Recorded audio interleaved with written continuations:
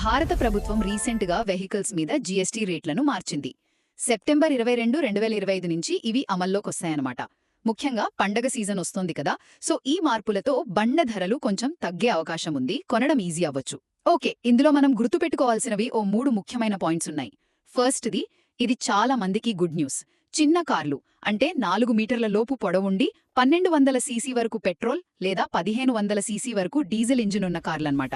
వాటితో పాటు 350 సీసీ లోపు ఇంజిన్ కెపాసిటీ ఉన్న బైక్లు, ఇంకా 3 వీలర్ల మీద జీఎస్టీని 28% నుంచి ఏకంగా 18% తగ్గించేశారు. అంటే సామాన్యులు వాడే బండ్ల రేట్లు బాగా తగ్గుతాయి. ఆటో స్పేర్ పార్ట్స్కి కూడా ఇప్పుడు ఒకే రేటు 18%. రెండో పాయింట్ ఏంటంటే పెద్ద కార్లు, ఎస్యూవీలు, ఇంకా 350 సీసీ దాటిన ప్రీమియం బైక్స్. వీటికి ఇంతకుముందు 28% జీఎస్టీ ప్లస్ సెస్ కలిపి దాదాపు 45-50% దాకా పడేది కదా. ఆ సిస్టమ్ తీసేసి ఇప్పుడు సింపుల్గా ఒకే 40% జీఎస్టీ స్లాబ్ పెట్టారు. ఇది కూడా పాత ట్యాక్స్ కంటే కొంచెం తక్కువేలండి. ఇక ఫైనల్గా ఎలక్ట్రిక్ వెహికల్స్ అంటే ఈవీల మీద డిస్కౌంటెడ్ 5% జీఎస్టీ ఉంది కదా, అది అట్లనే కంటిన్యూ అవుతుంది. అంటే గవర్నమెంట్ గ్రీన్ వెహికల్స్ ని ఎంకరేజ్ చేయడంలో సీరియస్గానే ఉందని తెలుస్తోంది. ఓవరాల్గా చూస్తే ఈ కొత్త జీఎస్టీ మార్పులు బండి కొనాలనుకునే వాళ్లకు, ముఖ్యంగా చిన్న కార్లు, బైక్లు చూసే వాళ్లకు మంచి రిలీజ్ ఇచ్చేలా ఉన్నాయి.